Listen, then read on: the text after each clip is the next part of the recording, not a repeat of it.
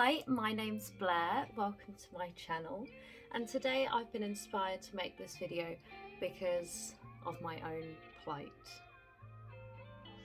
I recently read low-rated books for my channel and it's put me in a bit of a reading slump, even though I spent the entire video saying I didn't want to be put into a reading slump and that wasn't going to happen. Spoiler, it happened. So I've been inspired to make this video of all the books from my memory that have got me out of a reading slump. Now, some of these are not, I didn't even rate 5 stars. Some of them I rated 5 stars just because they got me out of a reading slump, and they totally, probably, most likely aren't worth the 5 stars. But they're 5 stars for me because when you're in a reading slump, sometimes it's so hard to get out of it. So I wanted to share with you the books that got me out of a reading slump.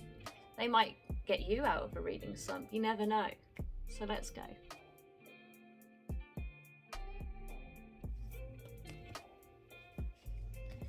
So first up, it isn't this book specifically, but it's ENheee Poirot book by Agatha Christie. I love Poirot, and I used to be obsessed with the TV show when I was younger as well. So reading Agatha Christie's Poirot stories just instantly get me out of any sort of reading slump. This is the most recent one I read. I read this at Christmas. It's The Adventures of the Christmas Pudding. Even though I find with Christmas books that have like multiple stories in, like the first 2 will be Christmassy and then the others just aren't at all. But I enjoyed this. It wasn't the best one I've read, but it was enjoyable. Obviously there's just so many to choose from, like all of these. So you've got so much to get through. And you can just, every time you're in a reading slump, you could just have one ready. They're always in charity shops / thrift shops. So this always works for me. It might work for you too.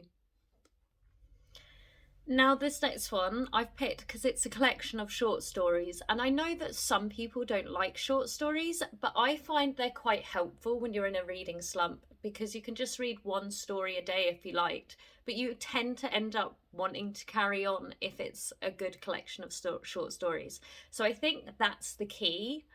And the one I chose was Life Ceremony by Sayaka Murata.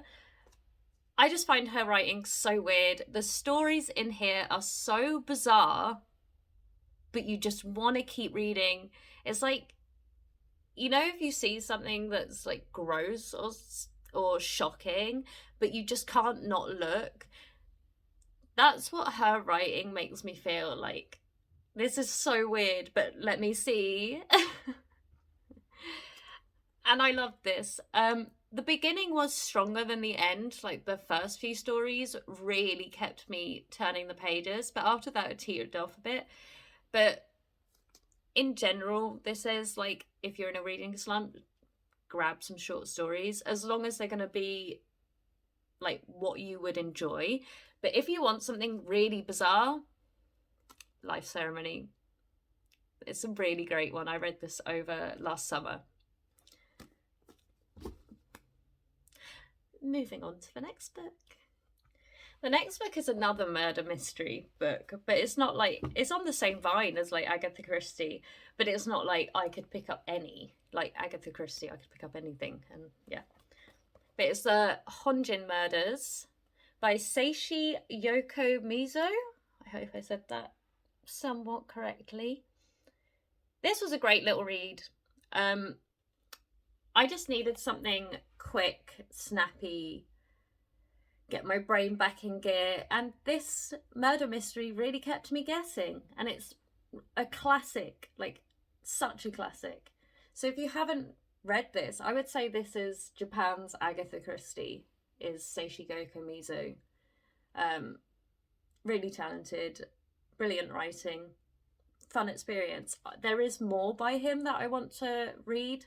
I believe that they're like translating them over time. We haven't obviously got everything yet, but this was the first one I read, and I believe this is the first one that got translated. I recommend it. Got me out of my slump. This next one really got me out of a reading slump. Like, it's the one I remember the most, and it's so funny to me because it's probably not the best book on this pile. I was just so desperate, and this came at the right time, and it was exactly what I wanted to read, and it was so fun and so sweet and heartwarming. And it's the coming of age story following 4 queer boys, and it's Golden Boys by Phil Stamper. I really enjoyed this. This was so much fun. I devoured this. Bravo, Phil Stamper. This was so sweet. And I believe there's another one coming out, or it might have already come out, but I don't know. I should have this researched, but again, I'm not going to do that. Golden Boys follows 4, oh my god, imagine if I got it wrong, 4 best friends. When you grow up in the middle of nowhere, being queer and having big dreams will bond you for life. This summer, for the first time, they'll get to follow their dreams, but they'll be doing it apart. It's time to discover who they are and who they really want to be. Will the distance divide them or draw them closer than ever? So yeah, they leave school, I believe, and all go to separate colleges, and you follow all their POVs. So much fun. And I never hear anyone talk about this, and this is so much fun. I could be biased because of, like, it just got me out of the slump, so I was like, 5 stars. But I do think ultimately it's a really sweet queer story. So check it out if you haven't. Do it. Next one is a controversial pick because some people really hate this book. But it was a page turner for me. I could not stop guessing. I could not stop turning those pages.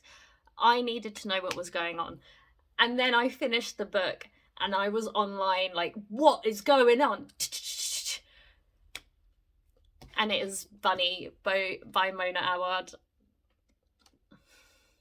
I adored this book. This was a 5-star read, and not just because, you know, it's a reading slump, get out of book. And it probably isn't for everyone. But this was a 5-star read for me. This was brilliant. And I cannot give a single thing away about this because part of the experience is like, what is going on? And I loved it. I loved it, loved it, loved it. I think most people have read or heard about this, but I'm still going to say, if you haven't, it is worth it. It's so much fun. Even if you hate it, at least you felt something, right? So Bunny by Mona Awad. Brilliant. Brilliant. And I love anything that is satirical. Because I think satire is more close to real life than just standard fiction. I don't know if that makes sense, but when I read satire or things labelled as satire, I'm like, oh, that's just real, right? But I'm an extreme person, so who knows? I'm going to stop flapping this around. And last one.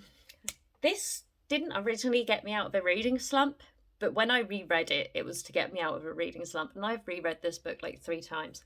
It reads like fan fiction, and I used to be such an avid fan of fan fiction. I still am now, if it's the right one, but I definitely went through an era of absolutely loving queer fan fiction.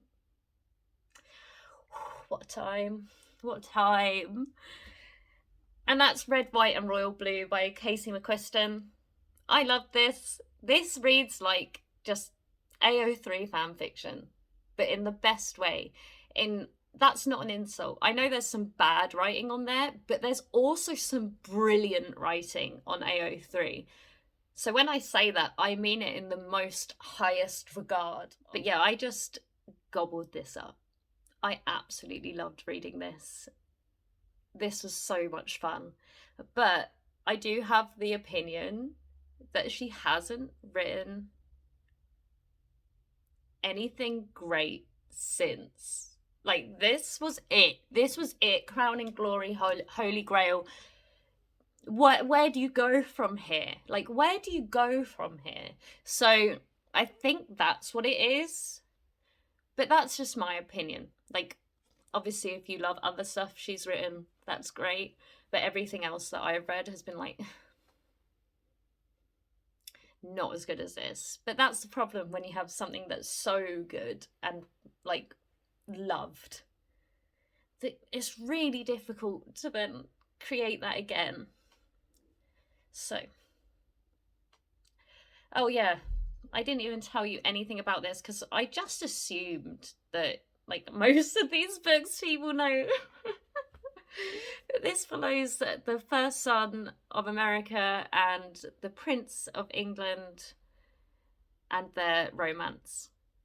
And it's like rom-com style and quite saucy. Yeah, it's an adult rom-com. It's not like YA. I really enjoyed it. This will get anyone out of a reading slump. So I highlighted one thing in this book, and it's because I just loved the way that it sounded. Clay soft avocados.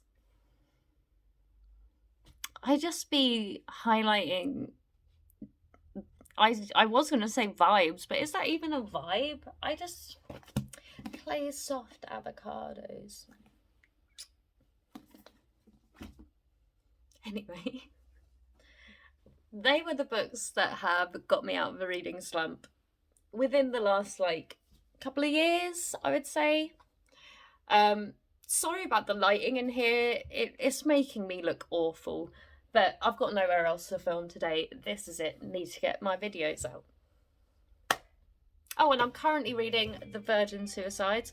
I am going to do a reading vlog with this. It's part of my books I should have read years ago. I've only read one chapter at my book club today, and it was a very successful book club. Lots of people came. Like when we originally started it was very slow going, and now every time we have it, lots of people come, which is just so great. But I've read one chapter and I'm enjoying it so far. I mean, content warning 2002, like I think it was 2002, but there's a lot of things that would not be written in a book today, and just that would not fly today, and I'm only one chapter in. But we'll see. I mean, I have a hair, like... But we'll see. It feels like that could be a 5-star read for me, but I'm one chapter in. Why would I know that? I've got no right making that assumption one chapter in. Or do I? What do you think? So that was my video today. I hope you enjoyed it. If you did, consider liking and leaving a comment. And it's... you know. I'm having a great time posting. Yeah, so hope to see you again if you are a first timer here. Bye. Oh wait, let me know what books got you out of a reading slump, because I've kind of got myself in one at the moment, so